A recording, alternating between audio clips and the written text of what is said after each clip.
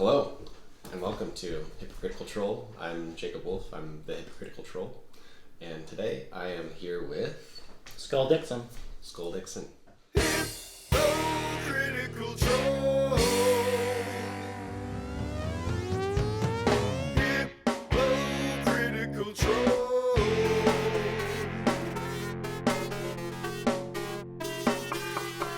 Hypocritical Troll. Hypocritical Troll.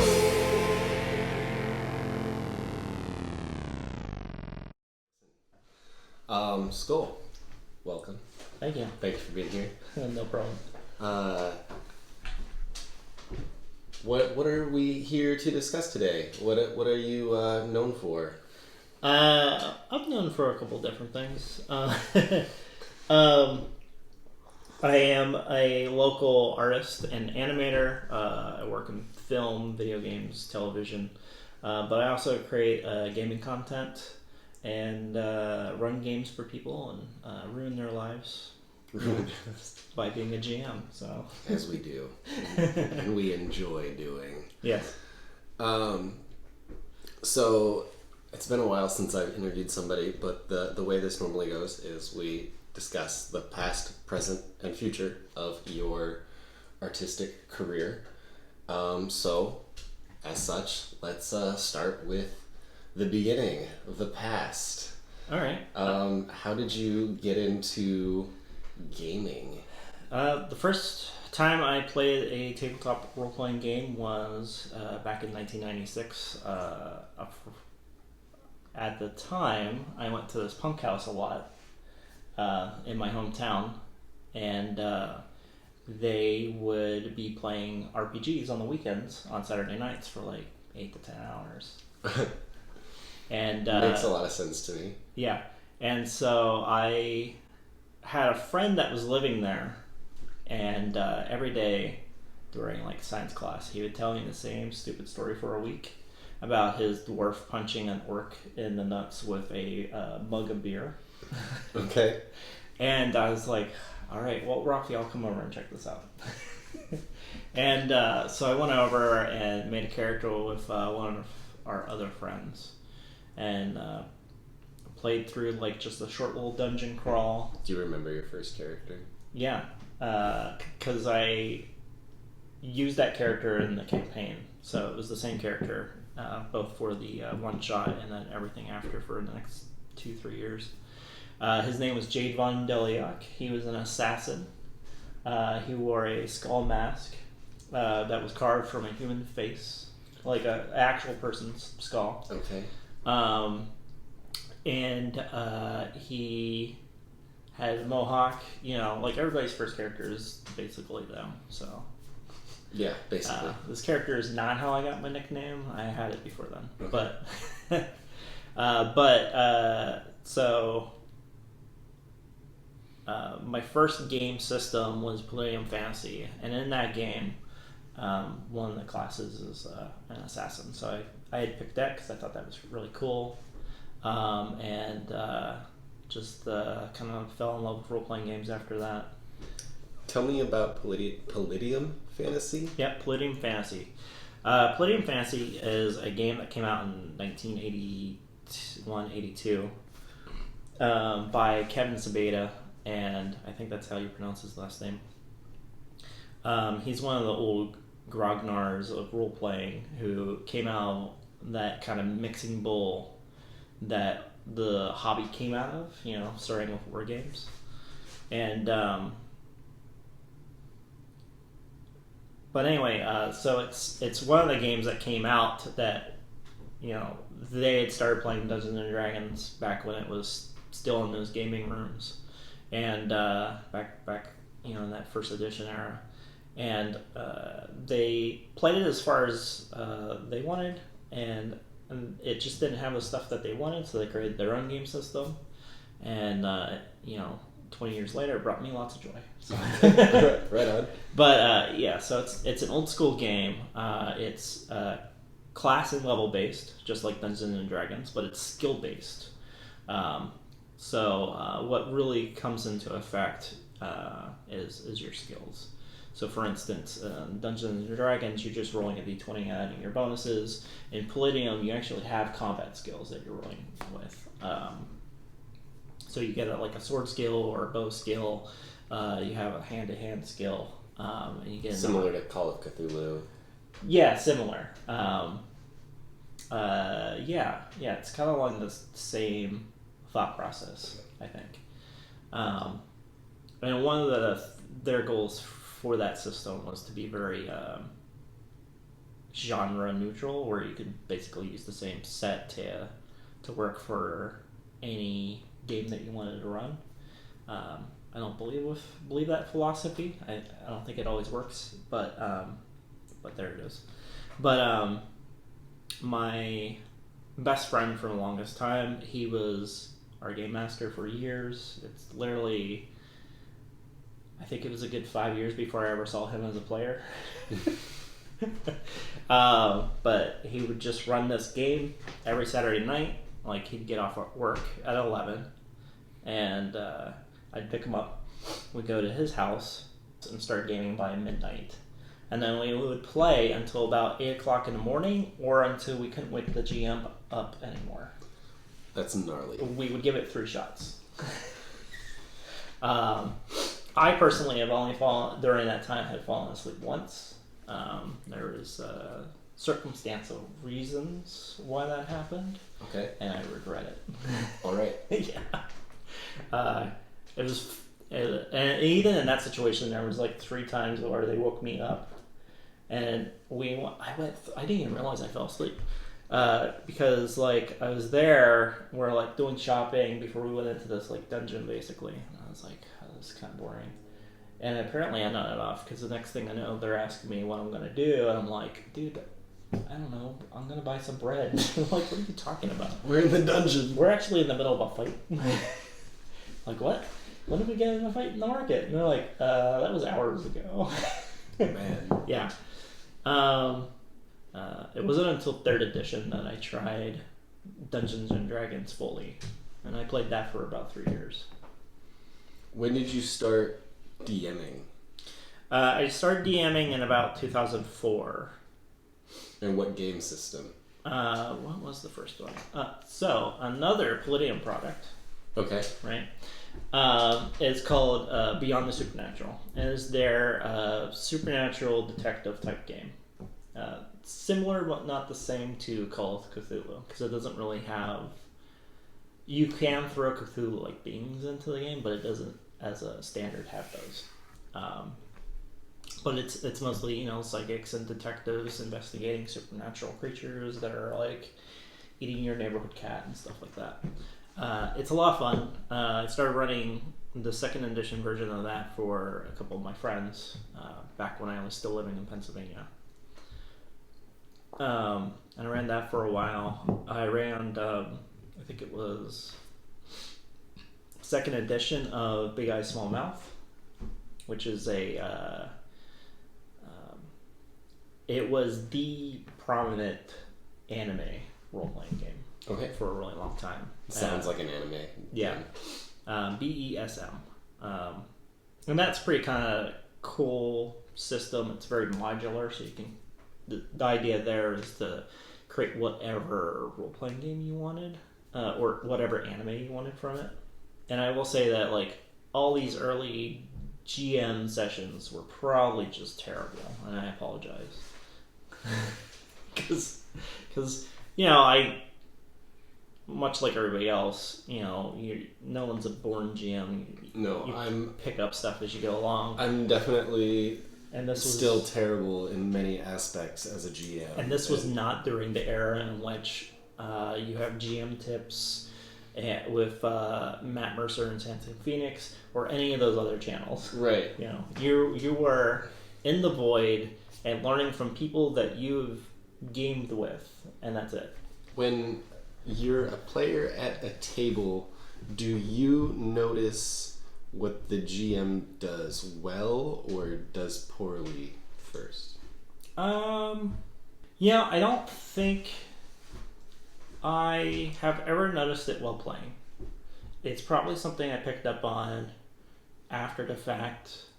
I think a lot of players are very forgiving of GMs. Yeah. And it's easy to overlook small things. And as a player, I'm like so involved with what's going on. For sure. I mean, like, somebody could be doing something back here I wouldn't notice, probably. Right.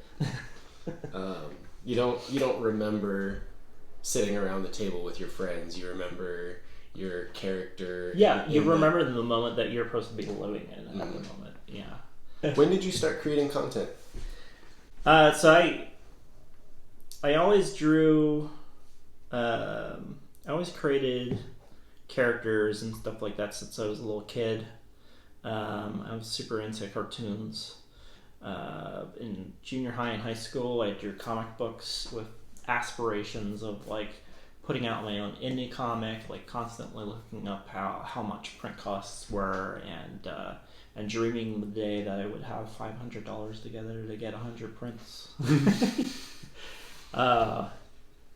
And it was a lot harder back then to try to figure out how to do that stuff because internet in the 90s was nothing like what it is today. For sure.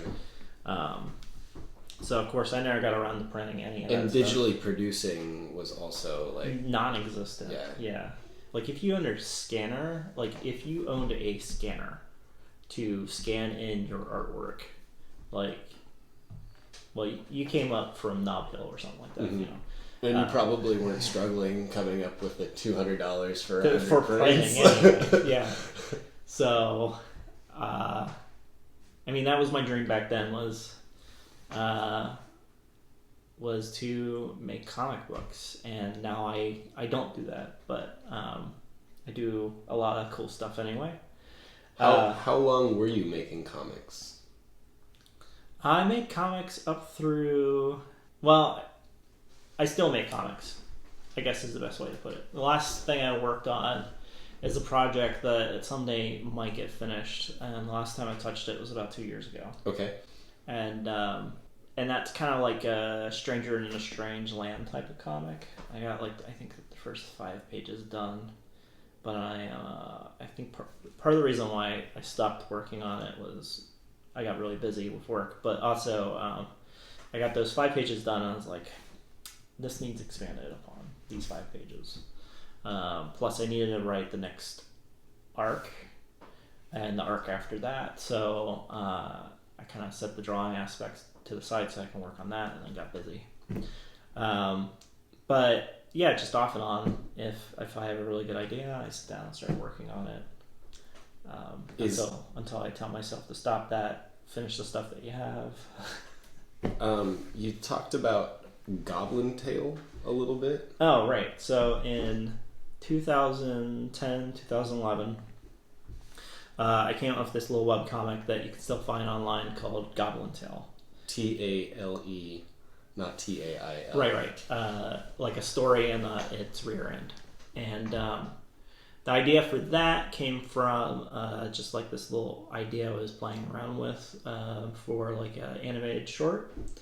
And it kind of went from there. But it's basically about this goblin who works in a wizard's tower for this wizard. And he basically has to do all the chores and stuff like that. Okay. He's the one mopping the floors. He's Mickey. But like wizards' towers are weird. So like at one point he's trying to get into an area to like do something. I don't remember what. But there's this big talking doorway, and it won't let him through because the doorway doesn't like him. Okay.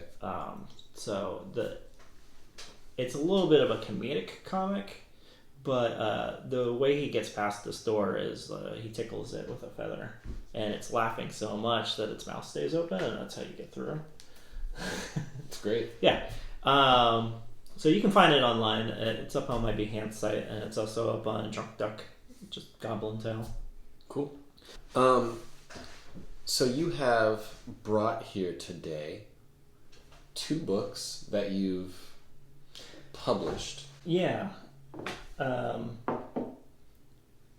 the first one I published isn't the first one I worked on. Okay. Makes sense. So this is the playtest version of this book. It's called Paintlight. It's a cinematic story game of high epic fantasy. It's based around Chinese mythology. Okay. Kind of like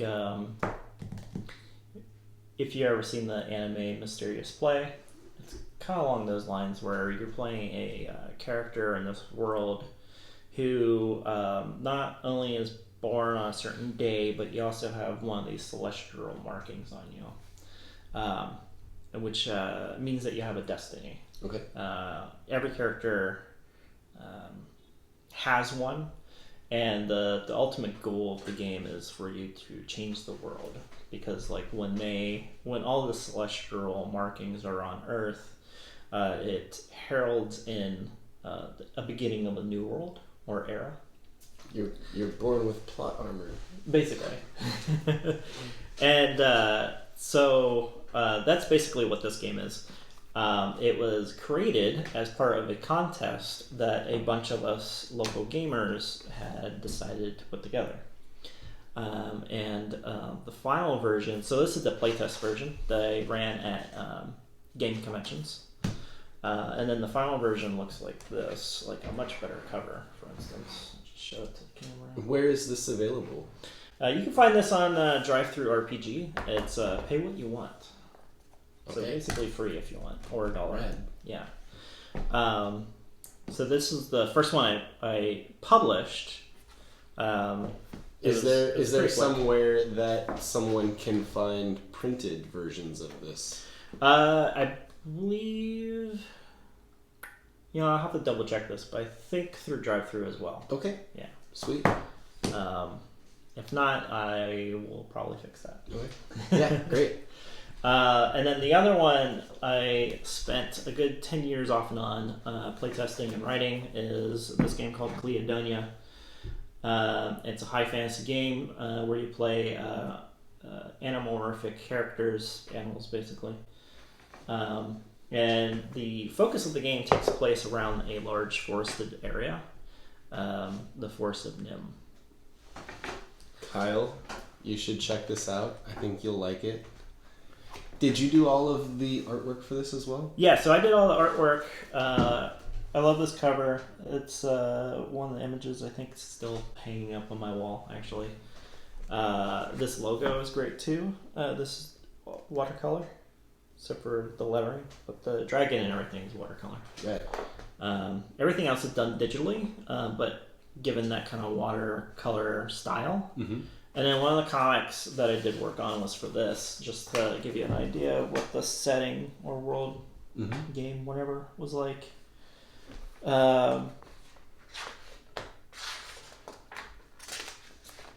Stuff like that. It's really pretty. Yeah. I'll take a couple pictures so we can like flash them up. Yeah, and so this is a 2d6 game. Classless, levelless game. So what that means is when you get XP, you can spend your XP to increase abilities. Okay. Yeah. Everything with 2d6 is kind of nice because like d20s are very swingy, and so are percentiles. And that's because you're working on like a single range, basically. Whereas 2d6, there's actually a curve. So with 2d6, the number that you hit the most is a 7. Mm-hmm. So with that knowledge, and then how ranks and skills work, I was able to come up with like a difficulty chart, basically. And so that's what this game is. You get talents, and through talents is how you get things like I'm a martial artist like Bruce Lee. I'm like a savant of martial arts. Or so you can be a psychic, or you can be a magic user. And the magic in this game is pretty expansive. I would say half this book is probably magic. Okay. So it's mostly spells. This is the only book, the only core book that you need. There's also a quick start adventure online that you can download for free, so you can check the game out. Cool. Yeah. And that's at Drive-Thru? That's at Drive-Thru as well, yeah. And is the print version available through Drive-Thru, I assume? Yeah. Either that or find me, I have a bunch of copies. Yeah, I might have to get one of those from you. Yeah. It's a beautiful book, and I know people that would be interested in playing it. Cool. Yeah, I'd say the only disappointment I have with this is I could have went with a higher quality of paper on the interior, but that's about it. That's an easy thing to overcome Yeah. through second printings and... Yeah, and one of my goals when I was putting this out was so one of the things I like about Palladium is that their books are all affordable. They're in like the core books, unless you're getting a hardbound book, is within like that $20 to $30 range for a full book, and usually you only need one book to play. Mm-hmm. So unlike Dungeons and Dragons, where it's like 3 different books. So my goal was to make the game affordable and all contained in one. And you know, I know a little bit better at this point, but I can still aim for that kind of affordable. It'd just be a little bit more than what this actually costs. But anyway, I mean, it was a success. It is, I feel like, affordable. Yeah. It's not like a $50 book. So Great. it's like, I think it's 13. Yeah. Wow, that's way less than I was expecting. Yeah. But you can actually pay what you want for the PDF online. So Sweet. Yeah. Go check it out, y'all. yeah. I have a couple other things here that you've said you've produced in the past. Is there anything that you want to touch on, or do you want to move on to stuff that you're working on? Yeah, there is a couple of things, other books I have published in the last year or two that I don't currently have a copy of. I actually lent both of them out, and I don't currently have them. But last year I put out 2 PDFs, one that you can get in print. The first one is called The Haunted Ravine, and the second one is called Kirby Monsters. And so Kirby Monsters is this... You're a wonderful artist, by the way. Thank you. I'm sure you're aware of that. I actually really love how well this cover came out. You should. You should be proud of that. And I just love it so much. But so I do this thing where every week I create a random monster.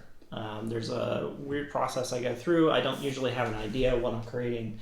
I just use this trick that concept artists use, which is I create an interesting looking silhouette and then break that down in parts and figure out what monster that looks like, you know. Okay. And so out of that, I create things like this guy.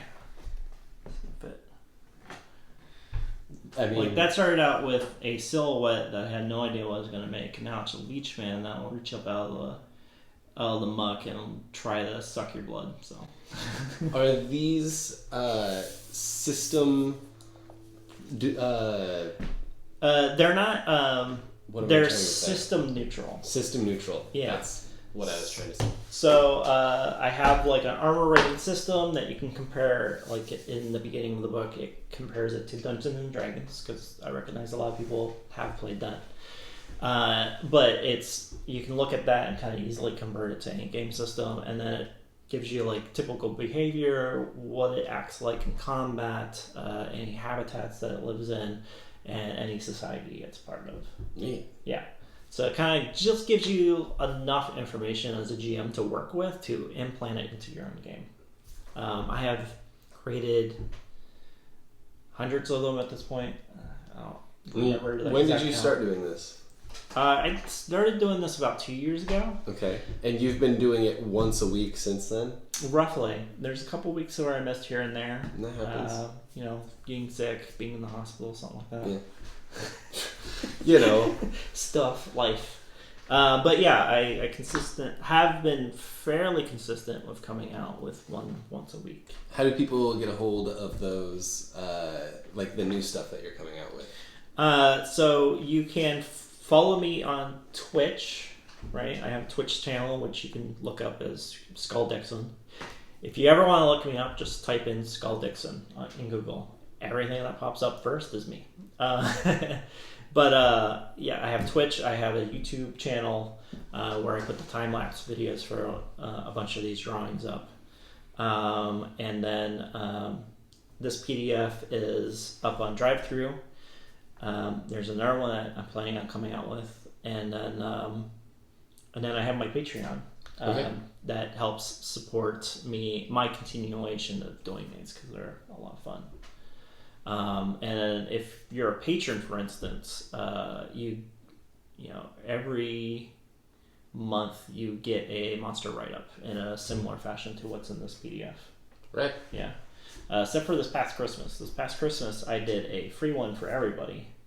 It's a Christmas golem called a gift golem. Okay. It's kind of cool. So like, it's powerful like a golem would be, and then it's got a random table for whatever is in the gift. So it's pretty cool. Oh, that's neat. Yeah. I might have to use that.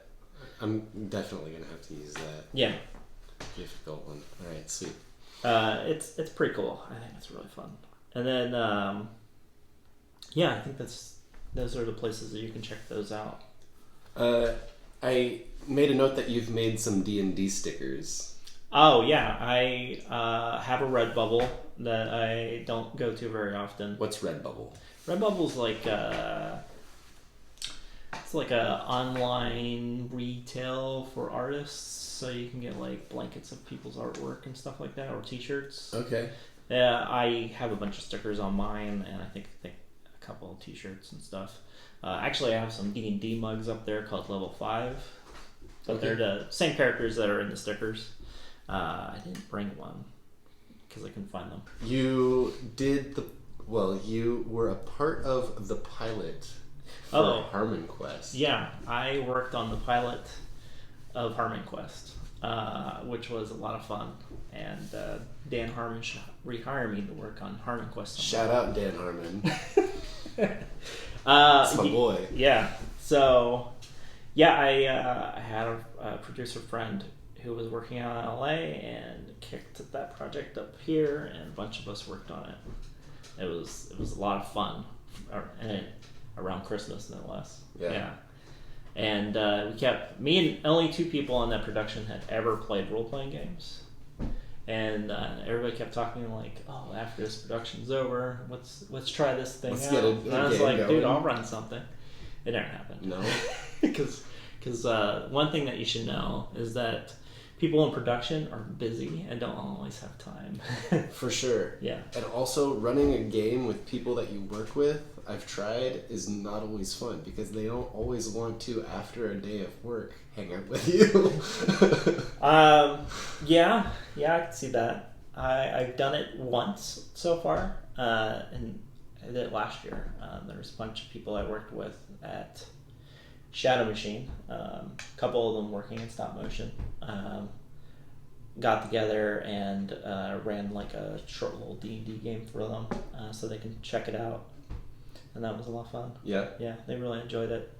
But yeah, it's one of those things where, like, you know, once people that I worked with found that they play these games and run them, you know, the inevitable conversation of like, man, I want to try that out. But then it's like trying to figure, you know, I'm like, I leave it up to you. You tell me when you want to, and we'll do it. And then it never happens. Yeah, it's tough. Yeah. I have found that it's best to leave it in the hands of the players. Otherwise, you get frustrated. Yeah. And then there's a lot of different thoughts on that. Some people are like, you know, the GM schedules it, and other people are like, yeah, but the players are usually the ones that you have to struggle with in that situation. So you kind of should leave it up to them. The other thing I created last year was every year there's this one-page dungeon contest that goes on. I think they're in their like 6th or 7th year or something like that. And this past year, for the first time, I actually submitted something. Every year I say I'm going to do this, and it doesn't happen. This year I did something. So this year I created this space station. It's a mining space station called Freemans Mind. Yeah. And it's a one-page, well-drawn, if I say so for myself, little dungeon that anybody can use in their sci-fi. You're not biased, though. Yeah, I'm not biased. And I made 2 versions. So with One Page Dungeon, it's supposed to be system neutral. You just give them a dungeon, right? So the one I submitted is that one, and then the other one I made actually has a bit more content to it. So it has like the monsters and things like that you encounter in it. There's a page and a half. Yeah, basically it's a page and a half, 2 pages, and that's up on my ITO, or however you pronounce that site. That's up on there. It's not up on Drive-Thru, unfortunately. I should probably put it on both. I don't know why I haven't. Yeah. But so the one I created that has monsters and stuff in it, it's for a game called Mothership, which is a science fiction horror game. So kind of like Aliens or Event Horizon.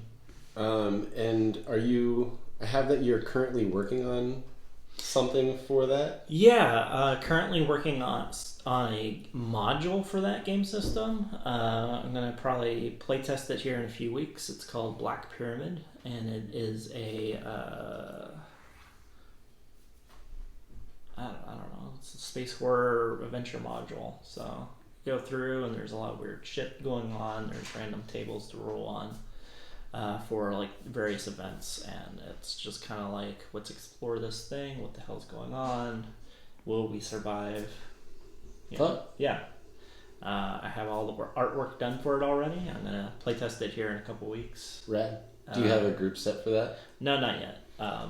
Mothership has its own Discord, so I'll probably, there's a couple of people that already said that they were interested. I'll contact them and then kind of put a notice up on the Mothership Discord and see who wants to hang out and try it out. For sure. Yeah.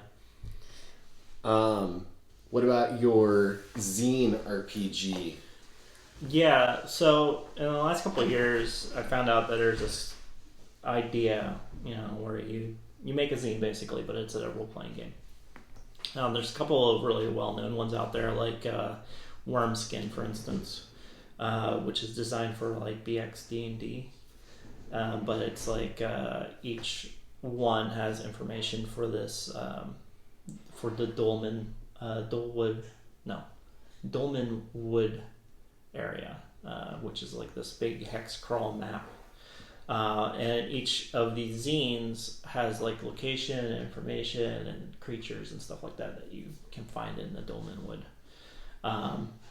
So that's a well-known one. And so my idea is to take the things I like about the first game system I ever played, which is Palladium, and kind of reimagine, improve upon them, kind of shave off the rough edges, and create this zine where over the course of 5 zine issues you play through this big storyline, and hopefully it works out. Right now I'm like just trying to find the right balance for the rules of like, what do I want to keep from Palladium and what do I want to change, and what can I get away with without asking her permission, because they won't.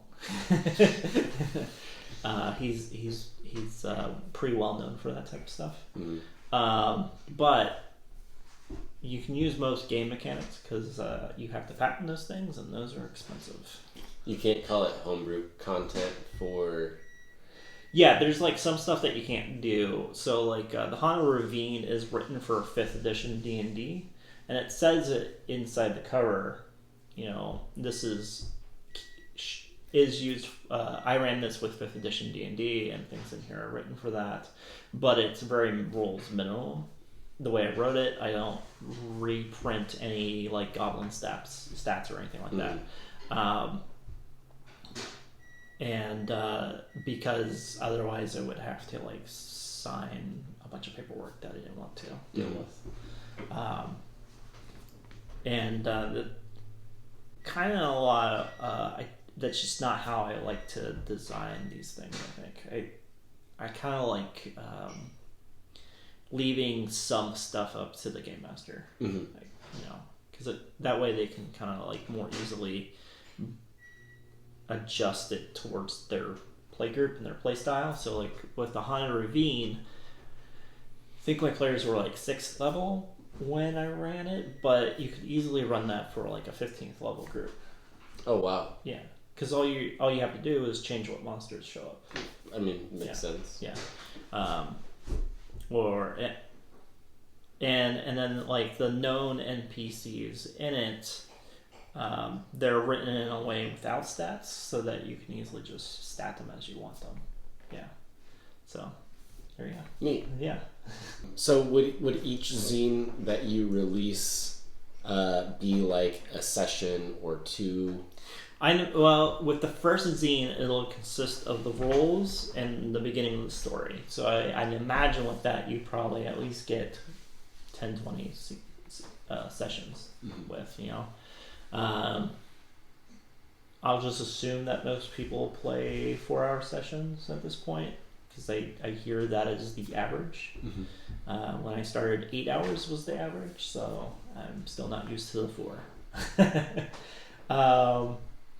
So yeah, I think about 20 sessions sounds about right. Yeah.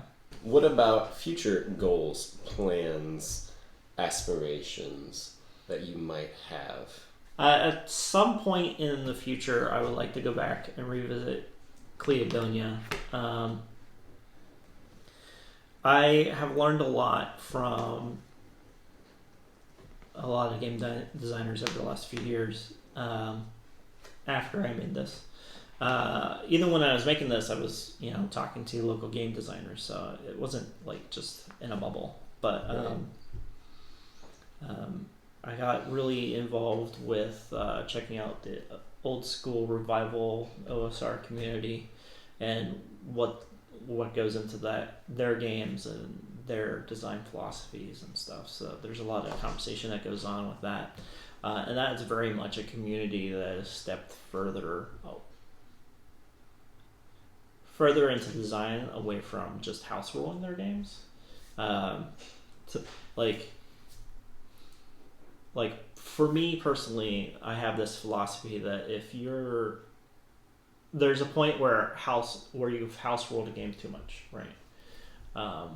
So I kind of feel like it's about 1/3 to 1/4 of the game has been house ruled. You probably should play something else or just design your own game. And the community kind of seems like that a lot. Like, I don't know. We've discussed it. Some of them agree with that. Some of them don't. But it seems like most people in the OSR community, they're super into the various different games that the OSR community puts out, and they all end up getting the bug to create something as well, which is pretty fun. And the OSR philosophy of game design is pretty interesting, or just even play style is pretty interesting. You may have said this already. What is OSR? OSR is there's different... For different people, it means different things. So it's either old school role-playing... old school revival, or revolution, or old school role-playing. Yeah, that was the other one. Okay. Basically, it's like harkening back to like the early 80s, late 70s style of role-playing. The good old days. Yeah, so there's a lot of people on there who really enjoy racist class. I'm not one of them. But I do, I think there's a lot of philosophies in there that do work. It's actually how I found out about Hex Crawls. I'd never been exposed to it until more recently. And the first time I ran a Hex Crawl was actually the Haunted Ravine. Like, I spent months researching, looking at what this thing is and how you do it. And then I decided to make it the most difficult thing I could do. Okay. Because normally a Hex Crawl is like, on average, it's like 6 miles per hex. And it's like a big wooded area, or you could do it as like a Underdark type thing. I decided to do a 10-mile ravine. And so the hexes are something like 200 feet. And then I had to figure out, well, how do you keep people from moving too quickly through here and all? And how can they spend 3 days in this seemingly short ravine, I mean, I worked it out, but yeah, I decided to do the hardest thing instead of just running a standard hex crawl was to give myself a challenge, and I tend to do that apparently. So I definitely tend to make my challenges more difficult than anything players would see in the books. yeah, Depends on the books, I guess. There's some ridiculous encounters in certain books, but I understand. yeah. So yeah, at some point I would like to do a second edition of this. Probably shrink it up a bit more, make it more focused. So like one of the things I learned was that if I knew about hex crawls when I was making this, the focus of this game would be a hex crawl. Okay. Yeah. So would you change that in the second edition? I probably will. Because in this book, there's a forest called the Forest of Nim, and I'm pretty sure I'm remembering this correctly. It's been a few years. Right. And it's just this giant forest in the center of this continent, and it's seemingly alive. It's this idea that people who go in there to log vanish. Kingdoms that try putting up villages in there, either the villagers all vanish and the village is absorbed into the forest, or people flee the forest because of something. It's this living entity, full of lost civilizations and monsters and stuff. And the idea is that there's these camps along the border, or these little border towns, and you're an adventurer who can go in there, or who can be hired from there, and you go into the forest and do stuff. And now I know about hex crawls, I can more easily make that more interesting. It seems like it would be very easily incorporated. Because one of the things about the OSR is that they love their random roll tables for everything.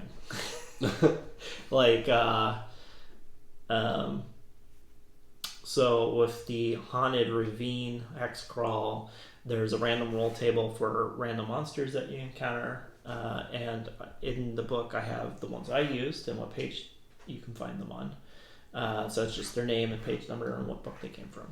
And then there's enough room off to the side so that you can ignore mine and just write in yours. Okay. Right. There are a bunch of tables in the back of it, because depending on what area you go into, you can... so the map for the Haunted Ravine, for instance, I wish I had it with me, but is just one big hex crawl. And the first thing the GM does is roll for each hex to see what kind of hex it is. And then he either marks it on the map or makes a note of it himself. And then when the players enter that, he looks at the back of the book and rolls on the table that corresponds with the type. And so what that means is the players could come out of this fog and see a pile of heads stacked on top of each other like a totem pole, singing and muttering to themselves, right? And they could attack it, interact with it, ignore it, whatever. Or they can come out to a ancient battlefield and then suddenly it starts raining hot blood, and there's various rules involved with that. And then, so that gives you kind of a rough idea. So OSR is very much about the random roll tables, and I kind of really love the idea of it. And been incorporating that type of stuff into my game more and more. I like it. Yeah. I have here that shows, movies, cartoon. Yeah. So I am a professional animator and storyboard artist. Storyboarding is my go-to form for animation. I love getting a script and storyboarding it out for animators.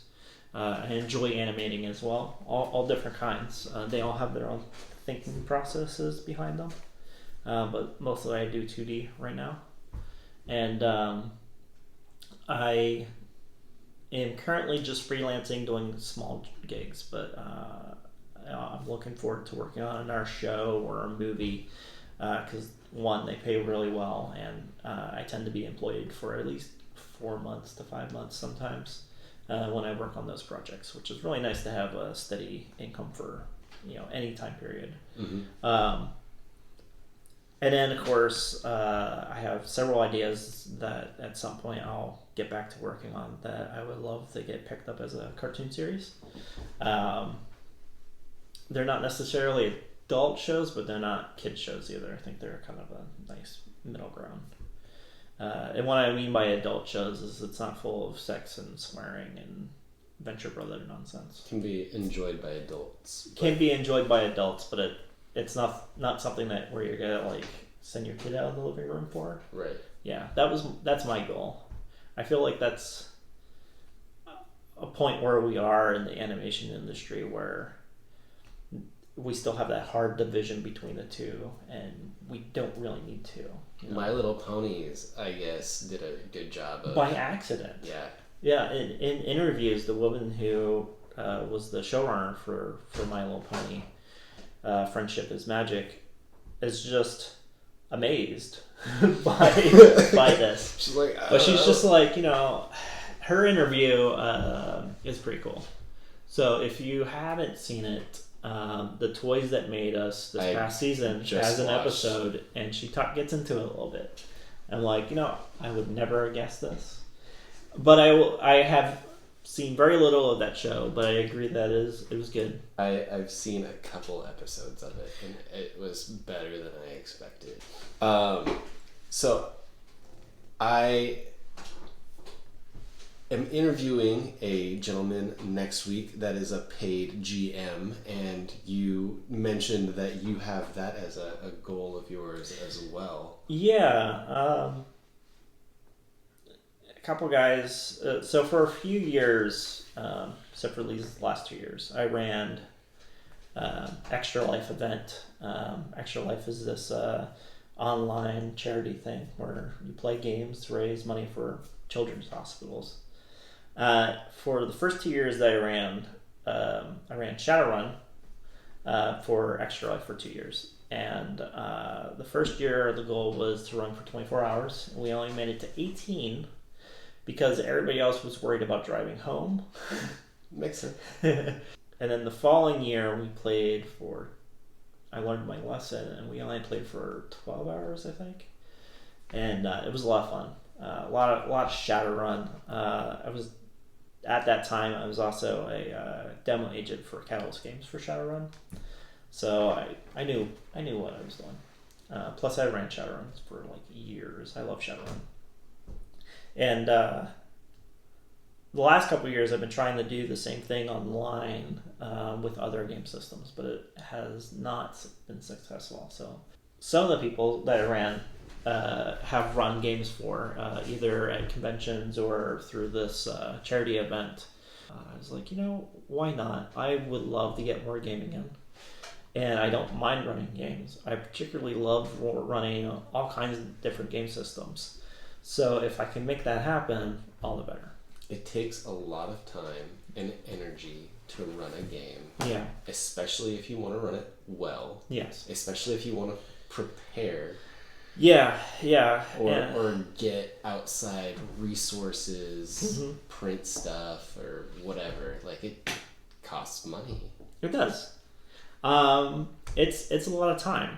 And at this point, as a professional artist, my time's pretty important because I can either work on stuff that can make me money, like this type of stuff, or client work, cartoon shows and stuff, or I can play games and not make any money, But if I'm a paid GM, then that kind of bridges that gap, mm-hmm.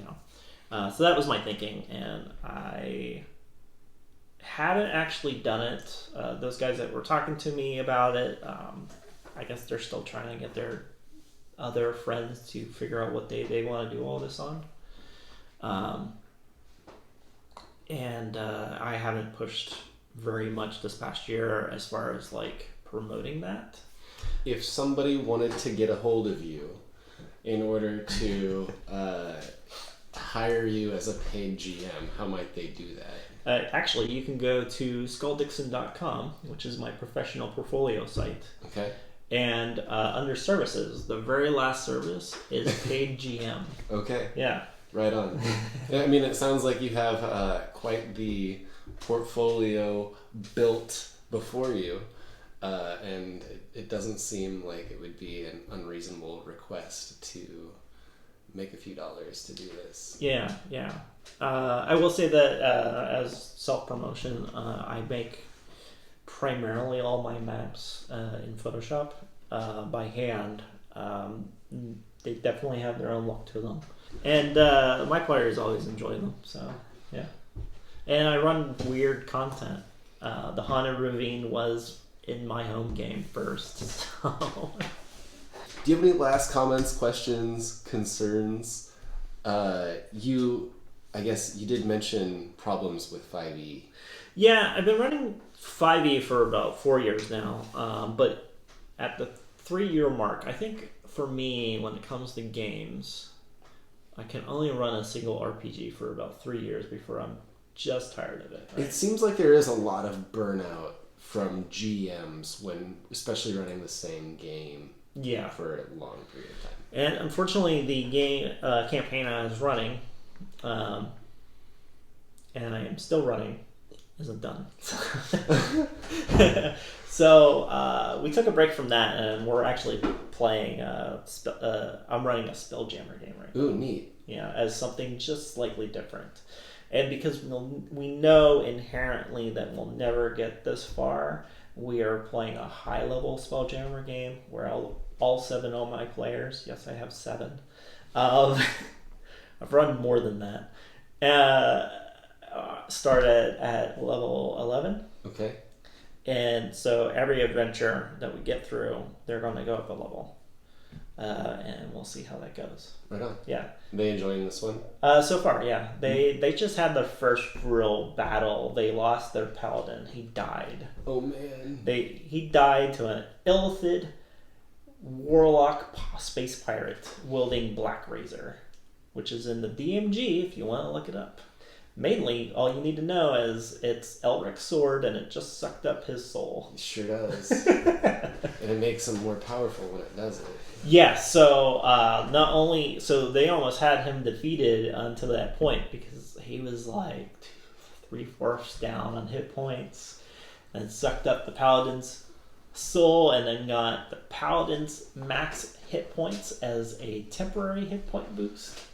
Which at the time was 109. But I'm also a nice GM, and I was like, he looks around, he doesn't know exactly what you guys have left, so he's going to leave with his free dimensional shift. That's nice of you. That's very nice of you. The other guy they were fighting, who was staying in the back, there was 2 guys standing in the back, 2 magicians. Well, 1 priest, technically. So the one guy... was a blood priest, and he has the Eye of Vecna. Okay. He's dead. They did kill him. But next game I get to find out if they're really going to keep Eye of Vecna, put it into a companion animal or something, whatever. Awesome. They're at level 11, and I don't care. That's what it comes down to. But this was... the memorable games are the more crazy, bizarre shit. Yeah, and so getting back to your point though, CR is garbage. More so at level 11 than it was at level 6. Basically, I just threw whatever I thought would be something that might not kill them at them, and they barely survived. And that was the hardest fight. And it was like a big staged fight too, because they started outside in the docking area for the ship. Fought a bunch of guys there, and that was a cool fight because they're going down levels, so somebody down below used a portal to open up a portal in the floor, threw a couple of bombs up there and closed it. And that was their welcome package. Oh jeez. Before actual pirates showed up. And then they got shot at twice with cannons in hallways. which nearly killed 2 of them. Sounds like you're a brutal GM. Brutal, but they always survive or find ways around it. I ran this big fort that was taken over by these bandits, and it was staged, and it got more difficult as you got towards the center. What I didn't plan on was them climbing the walls, getting up to the parapets, and then basically taking a shortcut to the middle. And so I was just, there's all this content that they missed, all this treasure, like the lightning javelin and stuff. Important things. Yeah. But it was fun. They also learned why people didn't expect them to go up there, because there was a dragon, and when it flew over, it killed 2 of them. Oh, jeez. Yeah. Just killed? Ice breath. Low enough that it killed 2 of them. And then it came by a second time and actually killed them, because, they were still on death saving throws, but that second time was too much.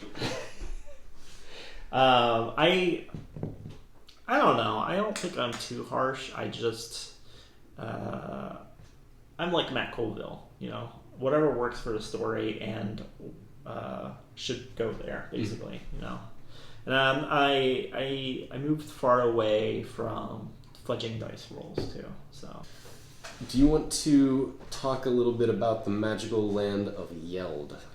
I do. There are a couple games that I want to run or play, whatever happens. And a friend of mine put out this game called Magical Land of Yeld. It's been a long time coming. It came out last year in print. And it is a fantastic game that is kind of like, it's like